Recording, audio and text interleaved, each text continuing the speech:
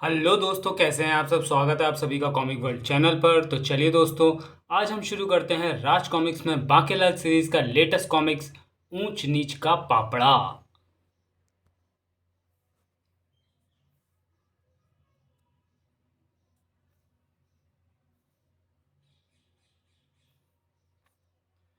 विशेष note, इस मज़ेदार series खेल खेल में की पूर्व प्रकाशित तीनों कॉमिक्स फिर आया बाकेलाल, बाकेलाल और मुसीबत का खेल, बाकेलाल और पिट्ठू गर्म एवं प्रस्तुत कॉमिक अपने आप में पूर्ण कहानियां हैं, अर्थात कोई भी कहानी पार्ट में नहीं है। किंतु इसके दो और मज़ेदार दैत्य पात्रों गिरगिट और गिरगिटी की कहानी जानने के लिए पाठकों को सभी कॉमिक्स पढ़ने की सलाह दी जाती है और ये सभी कॉमिक्स चैनल पे उपलब्ध हैं और आपको बाकेलाल की प्लेलिस्ट में मिल जाएगी। तो चलिए शुरू करते हैं बाकेलाल और ऊंच नीच का पापड़ा। क्रोध में भरे बाकेलाल के वन में पहुंचकर पढ़ा वह मंत्र, चाहे कोई मुझे जंगली कहे, कहने तुझी कहता रहे। बाकेलाल, तूने जैसे ही मंत्र का उच्चारण किया हम आ गए। हमें पता था कि तू फिर से अपनी योजना में असफल होकर वापस हमारे पास अवश्य लौटेगा। गिरगिट, झूठे कहीं के, तुमने कहा था कि खेल खेल में योग के कारण यदि मैं तुम दोनों के साथ पिट्ठू गरम खेलूंगा तो मेरी योजना अवश्य पूर्ण होगी, किंतु इस बार भी वो असफल हो गई। मैं राजा बनकर भी नहीं बन पाया। इसमें हमारा कोई कसूर नहीं है बाकेलाल। पिट्ठू का एक पत्थर उछालकर दूर झाड़ियों में गिरा था और पिट्ठू गरम करते समय तुमसे वो लगने से रह गया था, जिससे वास्तव में फिर तुम्हारा पिट्ठू गरम हुआ ही नहीं था। हाँ, और यही था तुम्हारी असफलता का कारण। बाकेलाल, खेल खेल में योग का ये अंतिम अवसर है। इस बार हम तुम्हारे साथ जो खेल खेलेंगे वो है ऊंच नीच का पापड़ा। हाँ, इस खेल में ऊंच मांगने वाले खिलाड़ी को बाकी खिलाड़ियों से थोड़े ऊंचे स्थान पर रहना होता है। वो नीचे आने पर पकड़ा जाए तो खिलाड़ी की पराजय मानी जाती है। नीच मांगने वाले को आसपास के ऊंचे स्थानों से थोड़ा नीचे के स्थान पर रहना होता है। वो ऊंचे स्थान पर नहीं जा सकता। इस बार ठीक से खेलियो रे बाकेलाल। भाड़ में जाए तुम्हारा खेल खेल में योग, मुझे नहीं खेलना। राजा तो मैं इस योग के बिना भी बनकर रहूंगा। रे बाकेलाल, ऐसा मत कर मेरे लाल। बाकेलाल, ओ बाकेलाल, ओ बसंती पवन पागल, ना जा रे ना जा, रोको कोई। हाँ, अब खेल बीच में छोड़कर नहीं जा सकते रे। आ लौट के आजा मेरी मीत, मेरा मतलब मेरे बाकेलाल, तुझे ऊंच नीच के पापड़े बुलाते हैं। बादशाह, बादशाह घोड़े, कहाँ मर गया तू निगोड़े? जल्दी काव काव आए। ये क्या, मेरी आवाज को क्या हुआ? काव काव काव काव, मैं कौवे की तरह काव काव कैसे करने लगा? स्वामी की आवाज को क्या हुआ? थोड़ी देर और यहीं रुका बेटे बादशाह, कुछ ना कुछ तो गड़बड़ है। बागेलाल, तू खेल बीच में छोड़कर जाएगा तो तुझे लग जाएगा उड़ जा काले कांवा योग। हाँ बाकेलाल, यह योग लग गया तो तू कौवा बन जाएगा। क्या? देखा, तू बनने भी लगा। तेरा रंग काला हो गया। तेरा रंग बल्ले बल्ले, तेरा रूप बल्ले बल्ले। नहीं, मुझे अपने होठ सख्त मुझे अपने होठ सख्त से हो गए लग रहे हैं। तेरे होठ अब होठ नहीं रहे बाकेलाल। उड़ जा काले कावा योग से भीगे होठ तेरे कौवे की चोंच बन गए हैं। नहीं, तेरे दोनों बाजू बन रहे हैं पंख। तू बन रहा है काव काव कालू कौआ। उफ, नहीं, मैं नहीं देख सकती तुझे कौआ बनते मेरे प्यारे बाकेलाल। काव काव काव नहीं, काव काव। अरे, ये कौन आ गया हमारे इलाके में नया कौआ? इसको टोंग मारकर भगाओ। काव काव। आहा, कितना खूबसूरत कौआ है। ये कौन आया? रोशन हो गई कौई में इसके नाम की। काव काव, आ बचाओ। मैं हूं कौआ, नाम है मेरा कालू छेदी। इतने छेद कर दो इसके शरीर में कि स्वयं को पहचान भी ना पाए। काव काव। ये तो क्या, इसकी सात पुश्तें भी नहीं पहचान पाएंगी कालू छेदी। काव काव। बाकेलाल, हम तुम्हारी सहायता तभी कर सकते हैं जब तुम ऊंच नीच का पापड़ा खेलने के लिए तैयार हो जाओ। अब एक ही खेल तो बचा है बाकेलाल, खेल ले। बेकार में क्यों मुसीबत मोल ले रहा है? मैं खेलने के तैयार हूं, मगर मुझे इस मुसीबत से बचाओ। तो इन कौओं को भगाने के लिए फिर मैं बोलता हूं, कौआ काली कलंतर मंत्र, उड़द की दाल काली, मैं काला तू काली। गिरगिट भाई, मंत्र शीघ्रता से पूर्ण करो। अबे कौए, तेरी तो ऐसी की तैसी। अरे, ये मुझे अपशब्द बोल रहा है और तुम सब चुपचाप खड़े।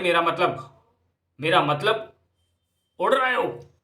ये मंत्र धीमी गति से बोला जाता है बाकेलाल, तब तक तुम्हें टोंग की पीड़ा सहनी ही पड़ेगी। हाँ, तो मैं कह रहा था कि उड़द की दाल काली, मैं काला तू काली, कौन बजाए ताली। एक साथ हमला। काव काव। बहुत क्रोध में हूं मैं चोंच इसकी नाक में घुसाकर इसकी नाक का बाल तोड़ूंगा। अबे जल्दी मंत्र पूरा कर दैत्य नामुराद। हाँ तो मैं कह रहा था कि उड़द की दाल काली, मैं काला तू काली, कौन बजाए थाली, चुड़ैल थी काली बजाती थी ताली, दिमाग था उसका खाली, उंगली दांत में दबा ली, हाय मैं सदके जावा उड़ जा काले कावा, तेरे मुंह विच खंड पावा, मंत्र पूरा हुआ। मंत्र के पूर्ण होते ही सभी कौवे भाग गए। बाकेलाल हो गया ठीक। फिर वो तीनों खेलने में लगे ऊंच नीच का पापड़ा। बाकेलाल, ऊंच नीच का पापड़ा, हमने मांगी नीच, अर्थात मुझे जाना होगा भूमि से और ऊंचे किसी स्थान पर, और अब तुम ऊंचे स्थान पर नहीं रह सकते। हाँ बाकेलाल, यदि तुमने हमें ऊंच पर छू लिया तो हम पराजित माने जाएंगे। बाकेलाल, हम तुम्हारी ऊंच पर। स्वामी, यदि इसने हमें अपनी ऊंच पर छू लिया तो हम खेल के बाहर हो जाएंगे और ये विजयी हो जाएगा। ऊंच तो मेरा स्थान है, अभी सबक सिखाता हूं।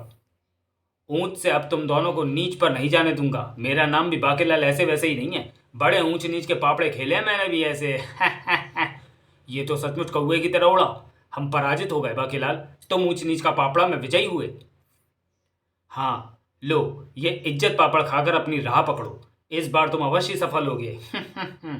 बाकेलाल, ये अंतिम खेल था, इस बार तुम्हारी कोई प्रबल इच्छा अवश्य ही पूर्ण होगी। स्वामी, एक पापड़ मुझे भी देना, मुझे इज्जत के पापड़ बहुत पसंद है। फिर चल पड़ा बाकेलाल। बस बाकेलाल की एक चेष्टा और अपनी योजना पूर्ण करने की, और उसके बाद पूर्ण होगी हमारी भी योजना। बादशाह, इस बार तो खेल में कोई भूल चूक नहीं हुई, मैंने पापड़ भी खा लिया, अर्थात इस बार मेरा विशालगढ़ का राजा बनने की योजना अवश्य पूर्ण होगी। मुझे क्या, वह तो समय ही बताएगा स्वामी। अरे स्वामी, ये रहस्य तो इस कहानी के अंत में खुलना है वैसे, और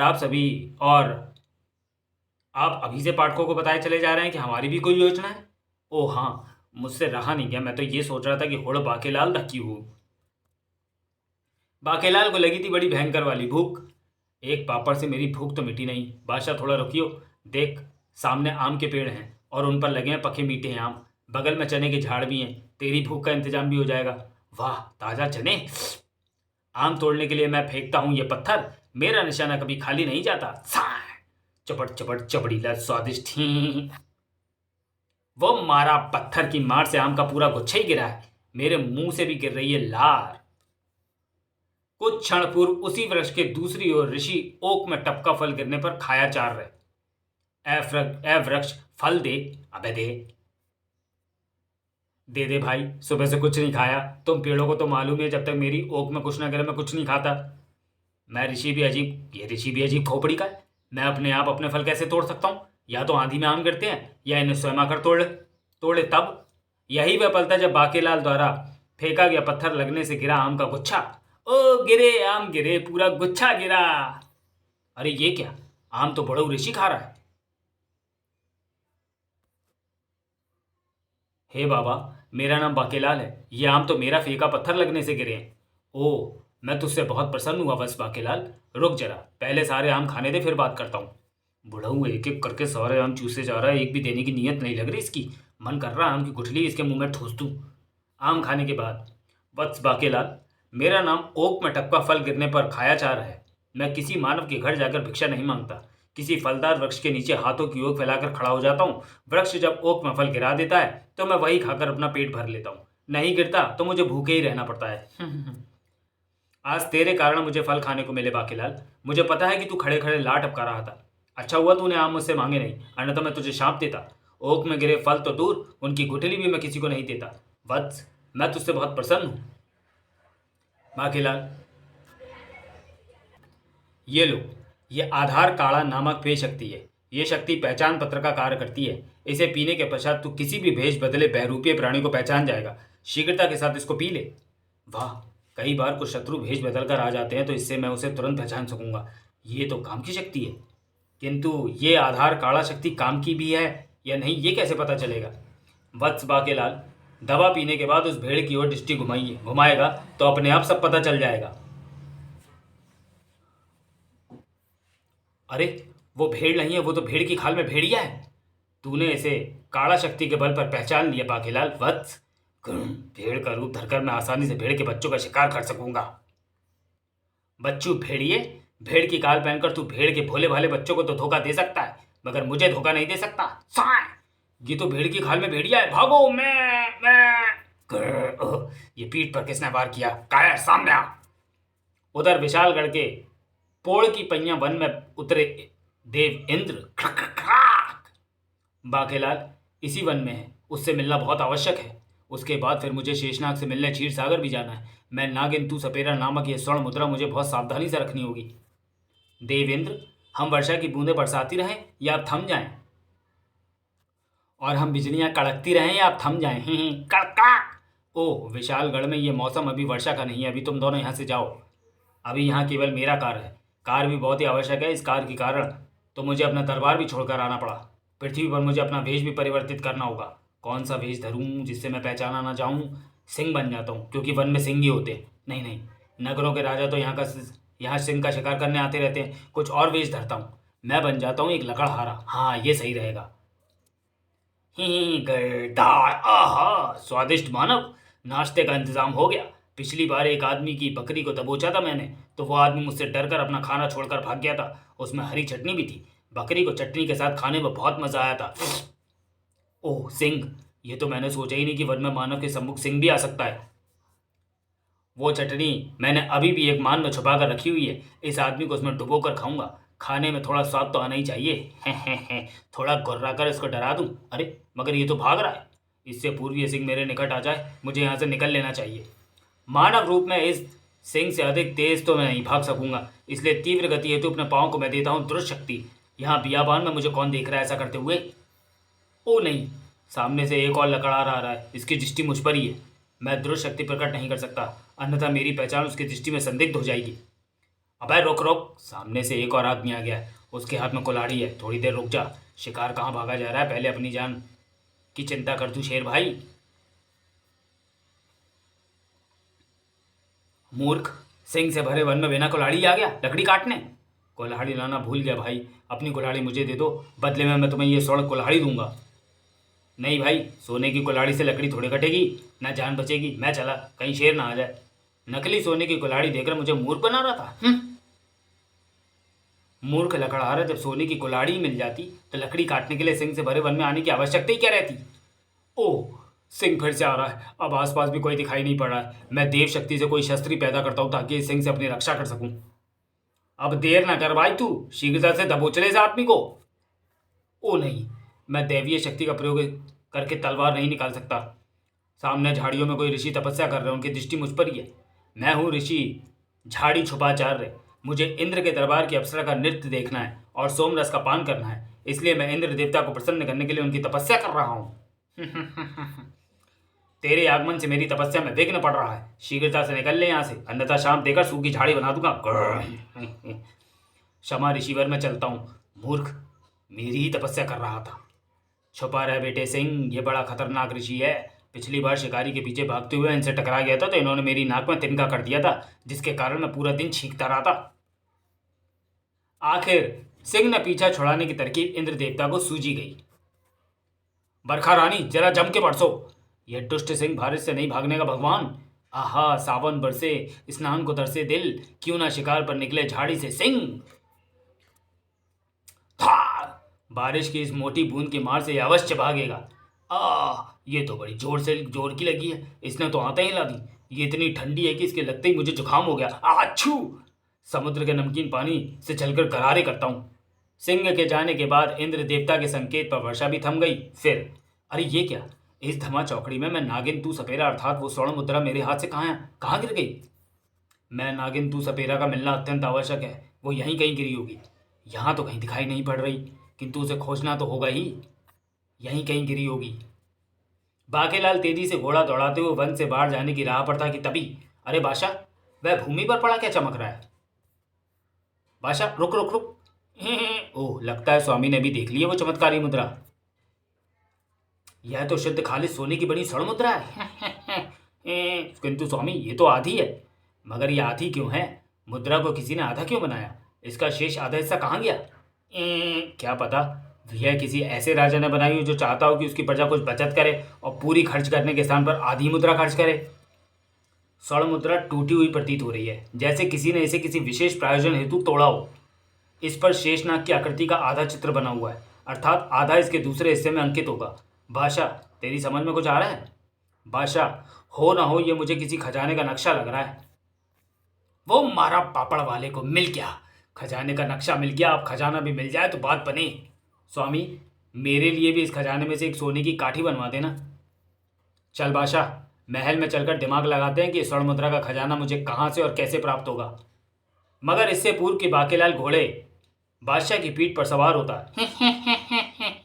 अरे, सोने के सींग वाला हिरण, पहले स्वर्ण मुद्रा, अब ये हिरण। लगता है आज मेरे सितारे आसमान पर हैं। स्वामी, मुझे तो कुछ गड़बड़ लग रही है। ये तो हंस रहा है, हिरण हंसते कहाँ हैं? मेरी सुनकर तुम्हें लग रहा होगा कि मैं हंस रहा हूँ, किंतु मैं हंस नहीं रहा, मैं बहुत पीड़ा में हूँ। अरे, तुम तो मानवों की तरह बोलने वाले हिरण हो। पहले मेरी दर्द भरी कहानी सुन ले रे मानव। मेरी कहानी सुनने वाले तेरे जहां आबाद रहें। लंबी कहानी है, छोटी करके सुनाता हूँ। मुझे मेरी दादी ने सुनाई थी, उसको उसकी नानी ने, नानी को उसकी दादी ने, उसकी दादी को उसकी नानी ने। अब मैं तुम्हें सुना रहा हूँ। तेरी नानी हो तो तू भी उसे सुना दियो। उसकी नानी की नानी तो अब इस दुनिया में होगी नहीं जो वो उसे सुनाए। ईश्वर उसकी आत्मा को शांति प्रदान करे। ए घोड़े, तू भी सुन लियो है मानव। यदि तुम मेरी कहानी सुन लोगे तो मैं अपने सुनहरी सोने के सींग तुम्हें दे दूंगा। अरे ये क्या! आधार काड़ा की शक्ति के कारण मैं इसे पहचान गया। ये तो बहरूपिया महाशक्तिशाली दैत्य खुरपका है। इसने हिरण का वेश बदल रखा है। ये अपना चक्कर चलाकर मुझे और बादशाह को अपना हार बनाने के चक्कर में होगा। इससे पीछा छुड़ाना होगा बाकीलाल। दिमाग के घोड़े दौड़ा, इससे छुटकारा पाने की कोई तरकीब लड़ा। हिरण भाई, मुझे कल भी एक हिरण मिला था। वो अपनी कहानी बीच में ही छोड़कर भाग गया था। कहानी का रहस्यमय अंत जानने हो तो मुझे रात भर नींद नहीं आई। तुम भी भाग गए तो मेरी आज की नींद भी खराब होगी। नहीं नहीं, मैं कहानी बीच में छोड़कर नहीं भागूंगा, पूरी सुनाऊंगा। नहीं नहीं, तुम भाग गए तो नहीं भागूंगा सच्ची। तुम चाहो तो मुझे बांध दो। और फिर मैं तुझे पहचान गया हूं दैत खुरपका। चल बादशाह भाग। ओ धोखा! बाकीलाल, तू बचकर नहीं भाग सकता। मुझे तेरी मदद की आवश्यकता है। घी सीधी उंगली से ना निकले तो फिर मुझे उंगली टेढ़ी करनी पड़ेगी। इंद्र देवता भी बाकीलाल की खोज में थे। आखिर वो उन्हें मिल गया। अरे बादशाह, अब भय कौन आ गया घोड़े के सामने?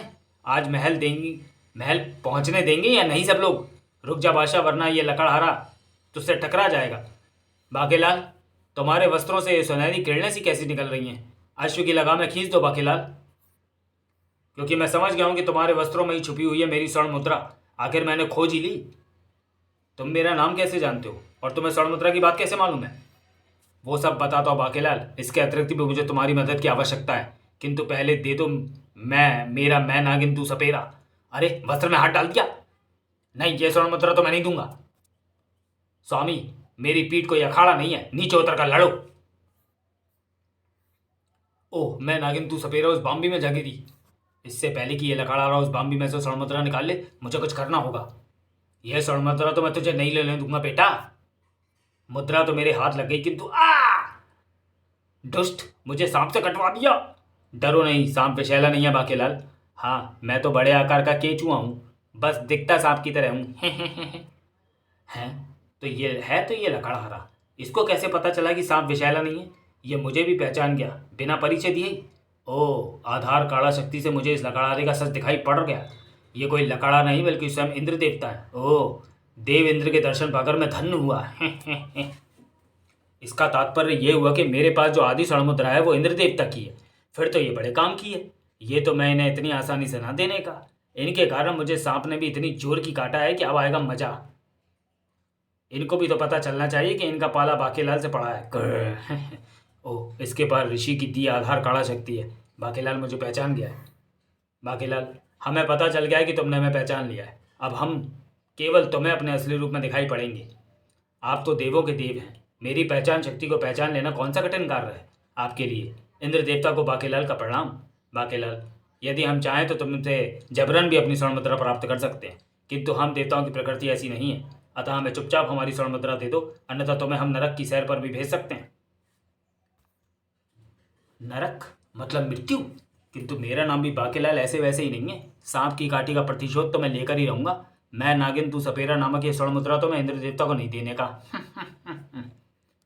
हे इंद्र देवता, आपकी स्वर्ण मुद्रा मैं आपको एक ही अवस्था में दे सकता हूँ, यदि आप मेरे साथ ऊंच नीच का पापड़ नामक खेल खेलेंगे। यह बहुत मजेदार खेल है। ओ, ऊंच नीच का पापड़ा, यह तो मजेदार खेल है। अपनी स्वर्ण मुद्रा पाने के लिए मैं अवश्य खेलूंगा। बाकीलाल, मैंने मांगी ऊंच। ऊंच आपकी तो नीच मेरी हुई। अब आप मेरी नीच पर नहीं आ सकते और ये मैं चला अपनी नीच पर। बादशाह, आजा तू भी। अरे रे बाकीलाल, तुम खेल रहे हो या खेल से भाग रहे हो?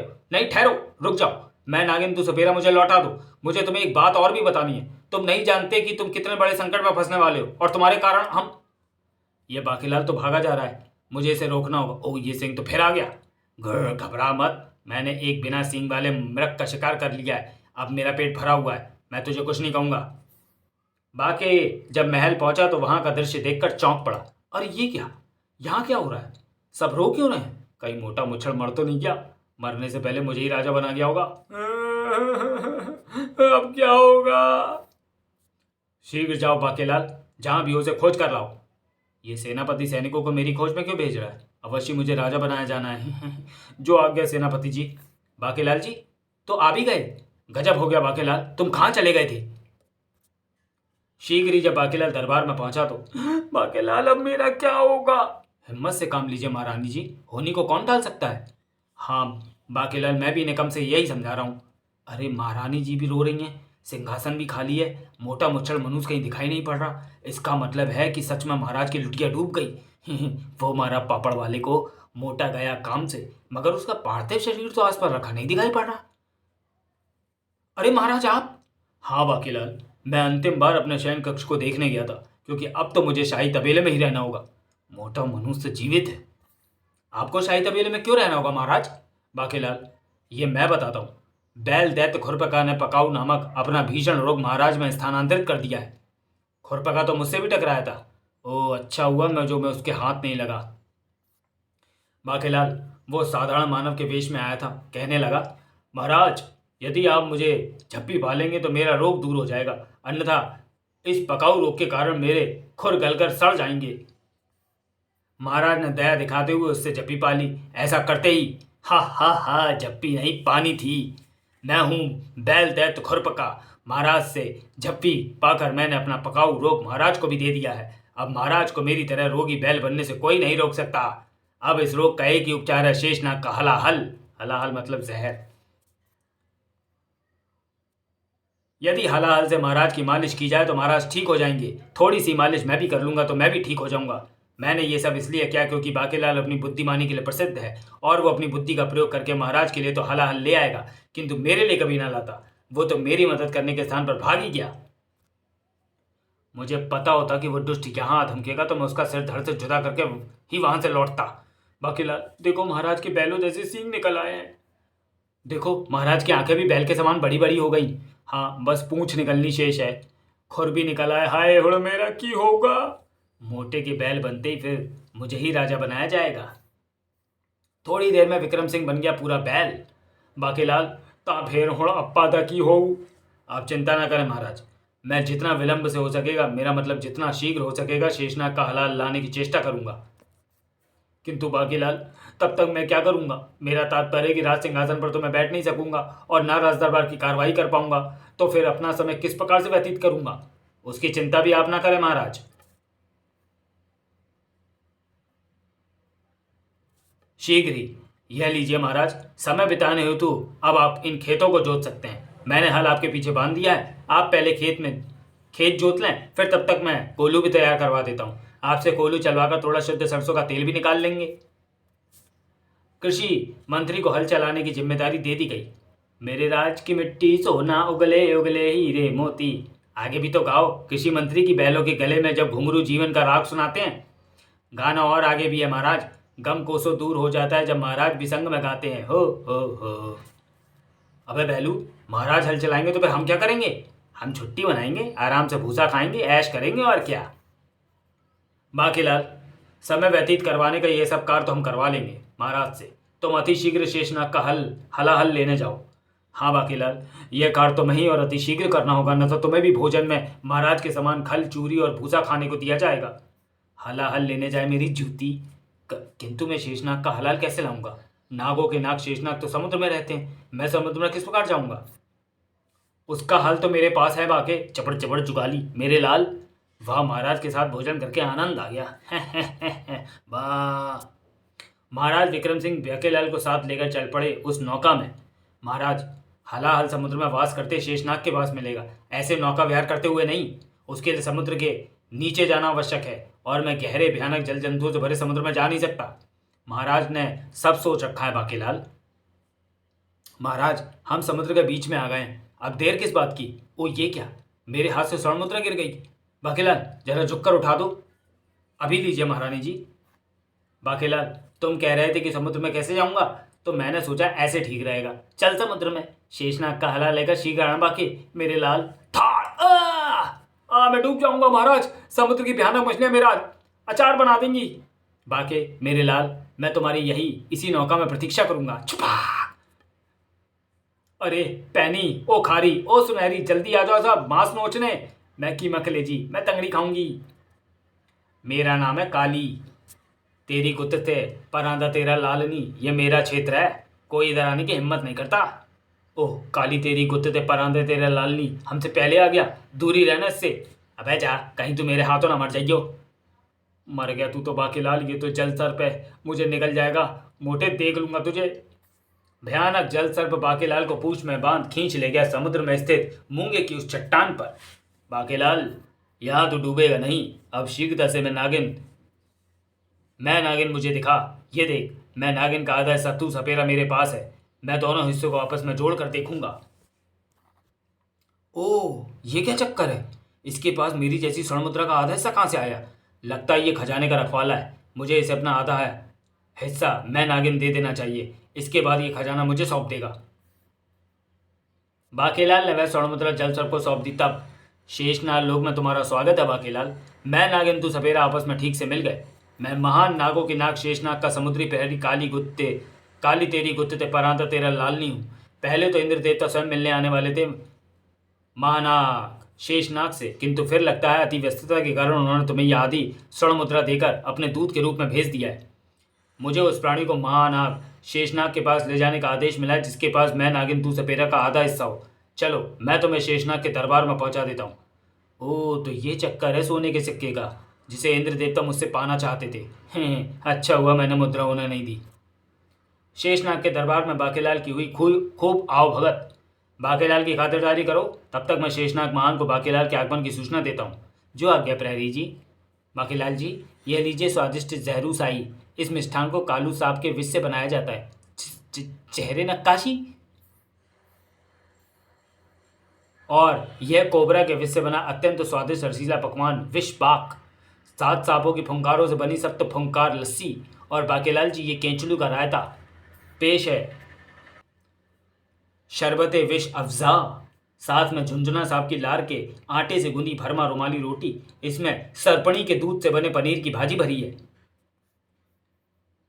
आज तो मेरा व्रत है, अन्यथा अवश्य खाता पीता, मैं तो बस अपना कार्य समाप्त करके शीख जाना चाहता हूँ। कम से कम कैक्टस के पत्ते का ये मीठा पान तो अवश्य खाइए। मैं केवल तुलसी का पत्ता खाता हूँ। तत्पश्चात बाकीलाल और शेषनाग की भेंट हुई। बाकीलाल खुरपका एक बहुत ही दुष्ट दैत्य है, वो वेश बदलने में माहिर है, वो संपूर्ण ब्रह्मांड पर आधिपत्य करने का स्वप्न देख रहा है, उसकी सारी शक्ति उसके खुरों में है, जो पकाऊ नामक एक भयानक रोग का शिकार हो गए हैं, जिससे उसकी शक्ति दुर्बल हो गई है।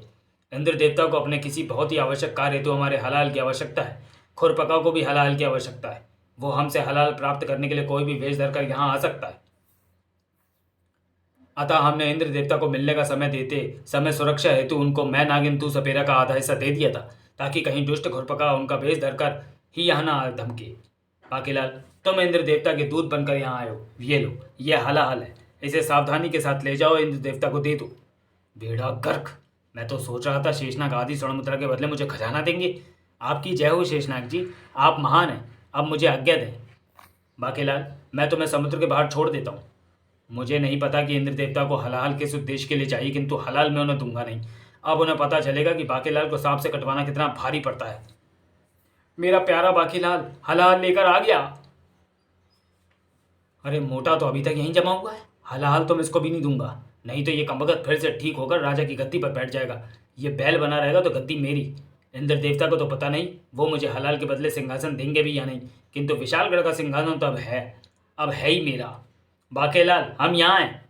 बाकीलाल, मैं तुम्हें तुम्हारे महाराज की नौका में पहुँचा देता हूँ। क्यों ना हलाल को समुद्र के पानी में ही फेंक दूँ, ना रहेगा बांस, ना बजेगी बांसुरी, ना ये इंद्र देवता के हाथ लगेगा, ना ही मोटे मनूस के। कह दूंगा कि कलश हाथ से छूट गया। बाकीलाल ये क्या किया, हलाल पानी में क्यों फेंक दिया। महाराज, बाकीलाल नहीं चाहता कि आप ठीक हो जाएं। कलश के समुद्र में गिरते ही विषैले बादल उठने लगे। बाकी पापी, ये क्या किया? महाराज, आकाश में बादल छा गए और बिजली कड़कने लगी। बाकीलाल, मैं तुझे समुद्र में फेंक दूंगा, विलंब ना करें महाराज। तभी ओह, ये तो जलीय प्राणी अष्टभुजा के वेश में खुरपका है। क्या खुरपका? ये कमबख्त हलाल में नहाकर अपना रोग दूर करने आया होगा।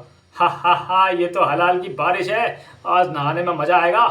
हलाल की बारिश? महाराज, बाकीलाल को सिंगों से नीचे उतारिए और आप भी इस बारिश में नहा लीजिए। मगर इससे पूर्व कि खुरपका बारिश की बूंदों में नहा जाता, खचाक! ओह ओह, ये क्या? ये तो रगड़ा शस्त्र है, मेरा काल। परंतु ये तो केवल गिरीट के पास था। मेरी मृत्यु इसी से होनी थी। मेरे खुर दुर्बल ना होते तो ये शस्त्र भी मेरा कुछ नहीं बिगाड़ सकता था, मगर अब कुछ नहीं हो सकता। रगड़ा शस्त्र मेरी खाल को पापड़ बना देगा। बहुत सपने देख रहा था स्वर्ग के सिंहासन पर बैठने के। संपूर्ण ब्रह्मांड में केवल तू ही मेरी राह का रोड़ा तो खुरपका। अब मेरा मार्ग साफ है। अब मुझे स्वर्ग का सिंहासन प्राप्त करने से कोई नहीं रोक सकता। गिरगिटी, तू भी ही कर कर, अब तू स्वर्ग की महारानी बनेगी। अबे बांके बेटा, ये क्या हो रहा है अब? ये गिरगिट और गिरगिटी कहाँ से आ गए? आ मरे यहाँ। और ये दोनों स्वर्ग का सिंहासन कैसे पा लेने वाले थे? एक ना एक दिन ये कहानी बनेगी, मैं स्वर्ग के सिंहासन की रानी बनूंगी। मैं ठीक हो गया है, समुद्र में नहाकर और भी नमकीन हो गया हूँ। बाकीलाल, हलाल की वर्षा में नहाकर महाराज ठीक हो गए। ओह, तो तुमने इसलिए हलाल का कलश समुद्र में फेंक दिया था? हा हा हा हा हा। बाकीलाल, तेरे यहाँ तो खेल खेल में अपना कार्य पूर्ण होते ही इंद्र देवता द्वारा हमें दिया गया गिरगिट होने का शाप अब कट गया है। हलाहल की बारिश में नहाकर विक्रम सिंह के ठीक होते ही तेरे हाथों हमने 3 भले कार्य करवा लिए। अब हम आते हैं अपने असली वेश में। क्या क्या मतलब? मेरा मतलब, ये क्या उल्टी गंगा बहने लगी अब? बाकीलाल, हम दोनों नरक लोक के चक्के दे फुट्टे बिरादरी के बहुत ही अधिक भयानक दैत्य जॉन बेरहम और विषपाशा हैं। मेरी पत्नी चुड़ैल विषपाशा इंद्र देवता के साथ स्टापू, पिट्ठू गरम और ऊंच नीच का पापड़ा खेलना चाहती थी, किंतु इंद्र देवता इन खेलों हेतु तैयार नहीं हुए। हम तुम्हारी पत्नी विषपाशा के साथ ये क्रीड़ाएं नहीं खेल सकते। इस बात पर मुझे भी आ गया क्रोध। मेरे पास संपूर्ण दैत्यलोक की आड़ू शक्ति है। मैंने आड़ू शक्ति एकत्रित करके इंद्र देवता पर आक्रमण कर दिया। अब इस सिंहासन पर मैं बैठूंगा। आड़ू शक्ति के तीखे एवं नुकीले बीज का पूरे ब्रह्मांड में कोई तोड़ नहीं। आड़ू शक्ति का नुकीला बीज मुंह में जाकर अटक जाता है और अपना आकार बढ़ाने लगता है। इसका शिकार शत्रु ना कुछ खाता है न पी सकता है। हाँ, ये आया आड़ू। दुष्ट, हमें तेरी इस दुष्ट शक्ति का पता है। अब तो सुन, इस दुष्ट शक्ति की काट है हमारा शाप। तू केवल इसी रूप में हमारा प्रयोग कर सकता है, इसका प्रयोग कर सकता है। यदि हम तुम्हारा स्वरूप ही बदल देंगे तो फिर तुम इस दुष्ट शक्ति का प्रयोग नहीं कर पाओगे। हम तुम दोनों को इस घृष्टता का दंड देंगे। जाओ, आज से तुम गिरगिट हो जाओगे। ओह, ये तो मैंने सोचा ही नहीं था। अगर मेरा रूप बदल गया और मैं गिरगिट बन गया तो फिर आड़ू शक्ति का प्रयोग नहीं कर पाऊंगा। नहीं, ऐसा शाप ना दे इंद्र देवता, कृपया हमें क्षमा करें। अब हम हमेशा भलाई के ही कार्य करेंगे। हमें हमारा रूप वापस लौटा दे। ठीक है, यदि तुम 3 भलाई के कार्य कर लोगे तो तुम्हारा ये शाप समाप्त हो जाएगा। हम दोनों भलाई के कार्य करने निकले तो हमारे साथी दैत्यों ने हमारा मुंह काला करके गधे पर बिठाकर पूरे दैत्य लोक का चक्कर लगवाया। भलाई करने वालों का मुंह काला। तब हम दोनों ने किसी अन्य के हाथों भलाई के 3 कार्य करवाने का निश्चय किया। गिरगिटी, मैंने विशालगढ़ के बाकीलाल के विषय में सुना है। हम उसके हाथों भलाई के 3 कार्य करवा सकते हैं। उसे किसी प्रकार कोई प्रलोभन देकर योजनाबद्ध हमारे साथ 3 खेल खेलने के लिए विवश करना होगा। तत्पश्चात वो जिसका भी भला करेगा तो उसका पुण्य हमें प्राप्त होगा। हमें शीघ्र ये कार्य करना होगा, अन्यथा हमें हमेशा गिरगिट योनि में ही रहना होगा। हा हा हा। और इस प्रकार खेल में योजना की आड़ में बाकीलाल के हाथों हमने करवाए 3 भलाई के कार्य, जिसका पुण्य हमें मिला और हम हो गए इंद्र देवता के शाप से मुक्त। शाप मुक्त होते ही अब मैं करूंगा इन बादलों पर अपना अधिकार, फिर वर्षा पर अपना अधिकार करके मैं बनूंगा तीनों लोकों का स्वामी। हा हा हा हा हा। चलो ए बादलों, अब तुम मेरे गुलाम हो। किंतु ये क्या हो रहा है? बादलों में हमारा दम क्यों घुट रहा है? क्योंकि बादलों में घुला हुआ है महानाग शेषनाग का हलाहल। तुम्हारी मृत्यु इससे ही लिखी थी। मुझे इसी उद्देश्य हेतु हलाल की आवश्यकता थी। अब हमारा क्या होगा? बाकीलाल, हम तुमसे मिलकर तुम्हें गिरगिट और गिरगिटी की योजना से आगाह करना चाहते थे, किंतु इसी बीच हमारे हाथ से मैनागिन तू सपेरा सिक्का गिर गया और तुम उसे लेकर भाग गए। फिर मुझे महाराज का रोग भी हाँ वो इसलिए क्योंकि मुझे भगवान शंकर की भविष्यवाणी हुई थी कि ऐसा होने वाला है। गिरगिट दैत्यों और शैतान खुरपका के अंत हेतु ही मुझे सारी योजना बनानी पड़ी। अंततः मुझे विजय मिली। फिर मुझे महाराज का रोग भी दूर करना था। हो गया बेड़ा गर्क मेरी योजना का। सत्य तो हम जानते हैं बाकीलाल, किंतु तुम्हारे बुरा करने से किसी का भला हो जाता है, इसलिए हम तुम्हें कुछ नहीं कह रहे, अन्यथा दंड देते।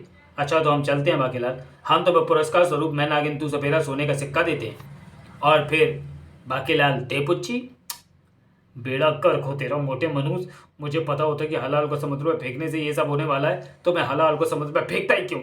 समाप्त। तो चलिए दोस्तों, वीडियो को यही समाप्त करते हैं और मिलते हैं बाकीलाल सीरीज की किसी अगली कॉमिक्स में अगले वीडियो में। तब तक के लिए धन्यवाद।